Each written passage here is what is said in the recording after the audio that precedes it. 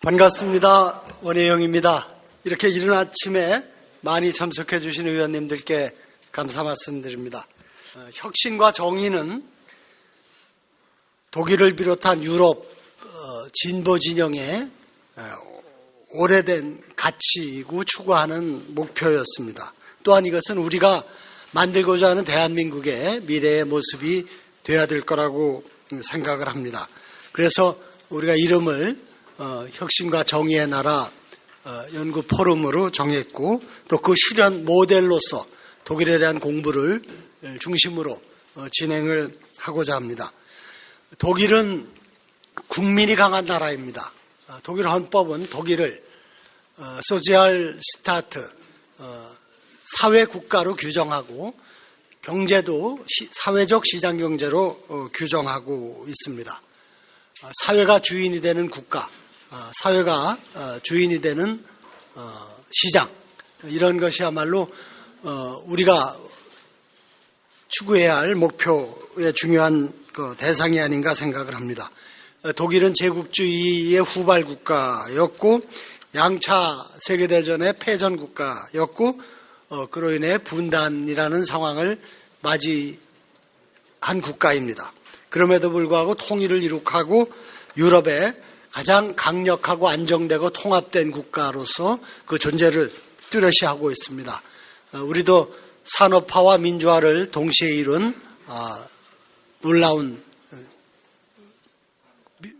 역사적 과정을 갖고 있습니다. 그러나 양극화 해소와 남북 통일 등의 중요한 과제들도 지금 동시에 안고 있습니다. 우리 포럼은 경제민주화를 비롯해서 보편적 복지, 교육혁신, 지방자치, 남북평화 등 우리 사회의 핵심적인 의제들에 대해서 의원과 정당 개개인의 차원을 넘어서서 민주진보진영의 집단지성을 통해서 함께 고민하고 그 해법을 모색해 가고자 합니다.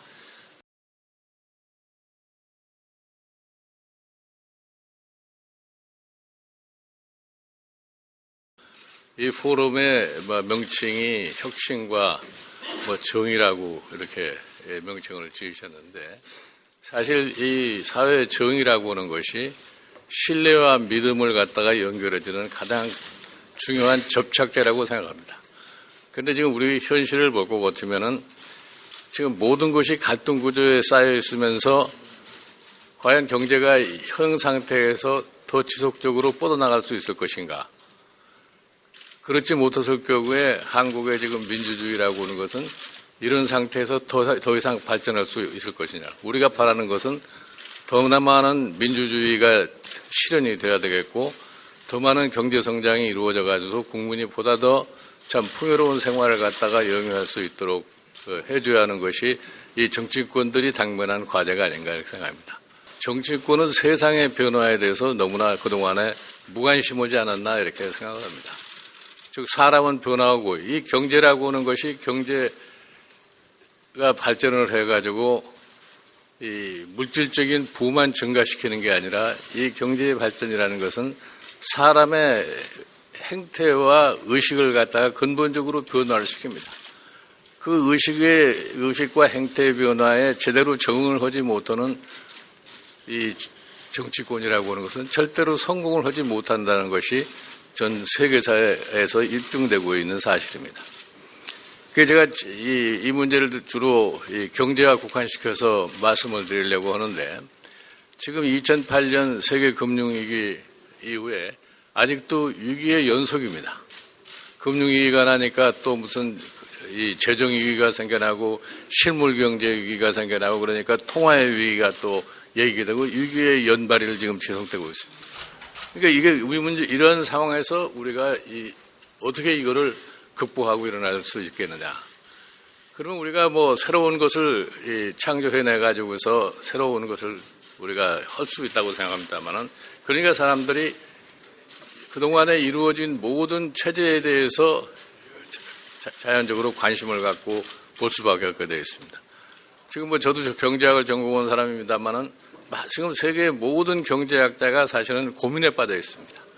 경제학이 경제가 당면한 현실 문제를 갖다 해결하는 학문이라고 얘기를 하는데 경제학의 이론이 오늘날의 현실 문제를 해결하는데 별다른 도움을 주지 못하고 있습니다. 그러니까 지금 그런데 아주 아름다운 경제 이론을 많이 개발시킨 학자들이 과거의 경제학자들은 무슨 짓을 했느냐 하는 이거를 다시 돌이켜보는 그런 입장이라고 얘기를 합니다.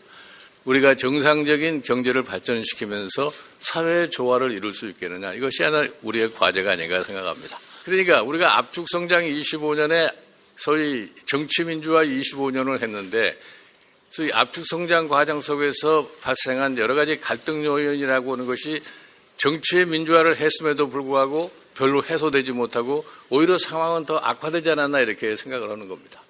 최근에 와서 이 정치권의 현상을 볼 것 같으면 야 이래도 여기에서 오늘 돌파구를 찾아보자. 우리가 어떠한 차관점을 가지고서 이 문제를 해결할 것이냐. 그러니까 지금까지 참 2차 대전 이후에 경제사회를 발전시킨 국가들 중에서 어떤 국가의 모형이 그래도 우리가 참조를 할 수 있을 것이냐. 제가 분명히 말씀드립니다만은 어느 국가의 모형도 그 모형 그대로 우리나라에 적용할 수 있는 나라는 하나도 없습니다. 지금 현재로 볼 것 같으면 세계에서 가장 국민 의사를 골고루 대변하고 있는 소위 의회 체제를 가진 것이 독일이라고 봅니다.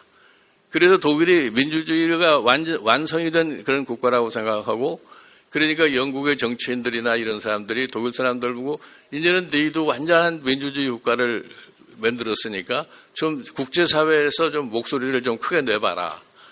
그래도 그 사람들은 종전에 참 잘못된 것에 대한 그런 속박에 빠져가지고서 자기네들을 스스로 자랑하지 않아요. 제가 단편적으로 말씀을 드려서 그러면 그게 어떻게 가능했느냐? 독일인들 스스로가 했느냐? 저는 그렇게 보질 않습니다. 여러분들이 잘 아시다시피 2차 세계대전이 끝나고 나서 2차 세계대전을 마무리 짓는 협정이 뭐냐면 포츠담 협정입니다. 포츠담 협정에 뭐라고 하는 것이 분명하게 써져 있냐 할 것 같으면은 경제력 집중을 갖다가 해체하지 않고서는 소위 국민의 후상과 정치적 민주화가 제대로 이루어질 수가 없다고 하는 것이 거기에 명문화되어 있습니다. 예? 이것이 전후의 독일의 질서를 확립을 하는 가장 중요한 계기가 된 겁니다. 이거를 바탕으로 해서 사실 독일의 사회적 시장경제라고 하는 것이 만들어진 겁니다. 그러면 사회적 시장경제라고 하는 것은 어떤 식으로 해서 이루어졌느냐. 이 핵심을 여러분들이 아셔야지 사실은 독일의 경제 질서를 어느 정도 우리가 흡수해서 우리 발전에 쓸 수 있느냐를 갖다가 생각해 줄 수 있습니다. 그러니까 우리가 지금 독일 같은 데서 지난 소위 2차 대전 이후에 지금까지 운영되는 소위 사회적 시장경제, 이 사회적 시장경제의 사회라고 하는 말은 무엇을 의미하는 거냐면은 시장경제의 기본이 되는 경쟁 메커니즘으로서 해결할 수가 없는 문제를 결국 가서는 정부가 제도적인 측면에서 해결을 해야 된다고 하는 것을 의미하는 거라고 생각하시면 되는 겁니다.